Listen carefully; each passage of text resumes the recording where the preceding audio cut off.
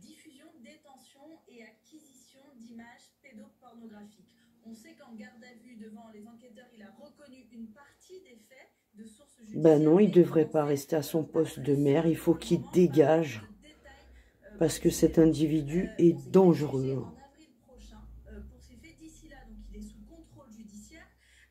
Et que pour bien moins que ça, tu te manges du sursis ou tu pars en tôle, hein, comme des mamans qui dénoncent de l'inceste. Hein.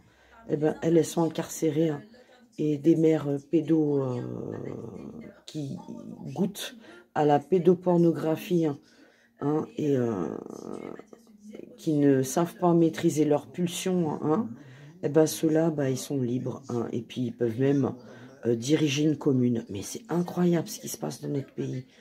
On marche sur la tête. Une partie des faits, et d'ailleurs, même après son procès, s'il devait être condamné, la justice ne peut pas l'obliger à quitter son mandat. Ah bah bien sûr, voyez-vous ça. Protégé, voilà. On est en France. Pédoland. Ah bah, monsieur le préfet de Côte d'Or, faites quelque chose. Voilà. Quelle honte. C'est quand même grave de la pédopornographie, non? Bon, en France, c'est devenu banal. Hein.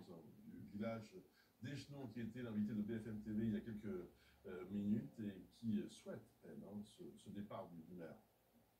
Moi, je souhaite le départ du maire. Vous avez raison, madame Wardia.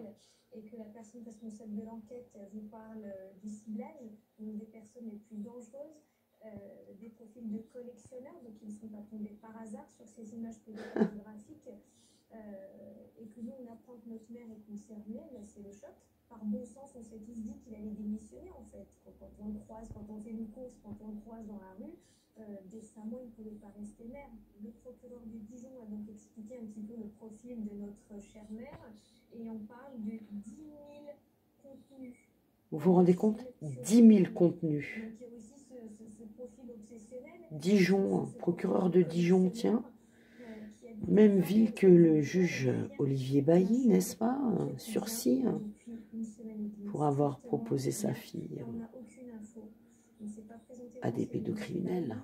Et son premier adjoint, quand il a eu cette info dans la presse, il témoigne en disant c'est un copain, ça l'a toujours été, moi je n'ai rien à lui reprocher. Quelle honte. Ce maire a avoué une partie des faits. On se battra au moins, on se fera entendre et qu'ils comprennent que même s'il reste maire... Il faut virer ce maire. Il ne faut plus jamais qu'il puisse diriger une commune. En direct avec Sébastien Delacour, qui est maire de Pouilly-sur-Saône. C'est une ville voisine d'Échelon, mais vous êtes aussi président de la communauté de communes dont fait partie donc le village d'Échelon. Bonjour, merci beaucoup d'être avec nous ce matin en direct sur BFM TV. Alors, est-ce que vous pouvez, vous, jouer un rôle dans cette affaire et j'allais dire ramener à la raison ce maire? Bonjour, déjà merci. Et non, je pense qu'il n'est pas de mon rôle de jouer quelque chose dans cette affaire. Aujourd'hui, le maire d'Échelon, M. Lotte, est un confrère. Nous avons des relations tout à fait professionnelles et cordiales, mais je n'ai aucun pouvoir juridique d'avoir une influence sur sa décision. Aujourd'hui, le président... Mais enfin, tu peux quand même t'en offusquer. Hein. Enfin, c'est responsable de ce qui se passe dans les communes au niveau personnel. Donc, tout ce que je pourrais faire, c'est peut-être prendre contact avec lui. Je n'ai eu aucun contact avec M. Lotte. Et lui dire de dégager. Quelle honte. Il n'y a aucune raison que nous en ayons, à moins qu'il ait sollicité vraiment mon conseil. Ce n'est pas le cas et je ne lui en veux absolument pas. Aujourd'hui, j'ai envie de vous dire que ce qui se passe à Échelon, ça concerne le maire, la commune, les administrés.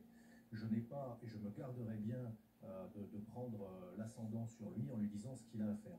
Il est certain que je serai dans cette situation, ça me semblerait difficilement tenable. Maintenant, selon mes informations, M. Lotte préfère attendre son jugement pour se décider, à savoir s'il reste maire de la commune ou non. Une jolie petite ville d'Échenon, dans les Côtes d'Armor. Il est vrai que si la majorité de ses administrés demande son départ. Nous, en tant que maire, nous sommes redevables et comptables de nos actions devant nos administrés. Donc si la majorité demande à ce qu'il s'en aille, je pense qu'il serait de bon ton qu'il entende le message. Qu'il dégage. Je n'ai aucune injonction à lui faire à ce sujet-là.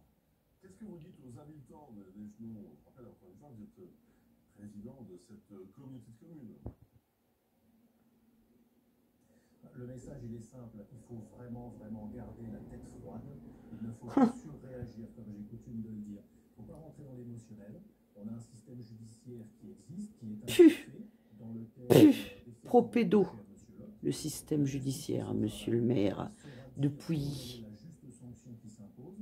Et ensuite, ce n'est pas, je pense, à la vindicte, si je puis dire, c'est un mot un peu dur, mais c'est pas la vindicte populaire de s'appliquer sur monsieur le... La justice fait son travail. Ouais, c'est ça, la justice fait son travail. Ben voyons.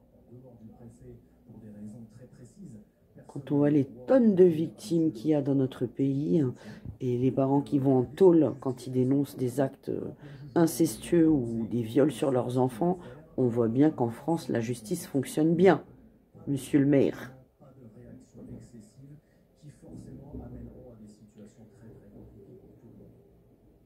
J'entends votre mesure, monsieur le maire, mais comment voulez-vous qu'il n'y ait pas d'émotion quand, dans un village de 700 habitants, le maire accusé de pédopornographie habite à proximité immédiate d'une école?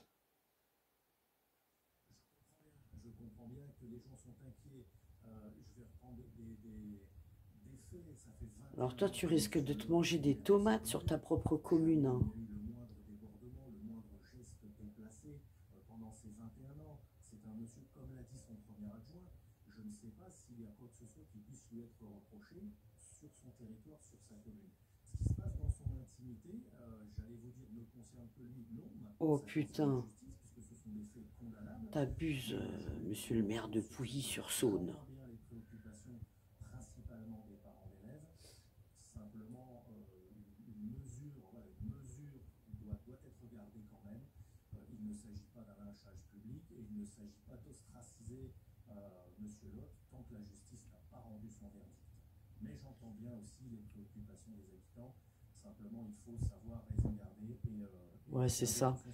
Ouais, c'est ça. Putain. 10 000 vidéos. C'était un gros consommateur, hein. On a compris votre position, votre point de vue sur ce dossier.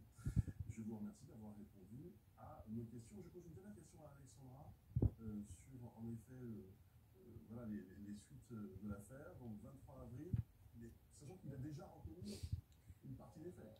Oui, alors après, tout peut changer le jour du procès. Et ce qui compte lors d'un procès, c'est ce qu'on appelle l'oralité des débats. C'est ce qui se dit ce jour-là et pas ce qu'il a pu dire avant. On verra si le jour du procès, il continue à reconnaître une partie des faits et à quelle peine il sera condamné s'il est condamné. Merci beaucoup, Alexandra, pour ces précisions. Gabriel Attal veut défendre.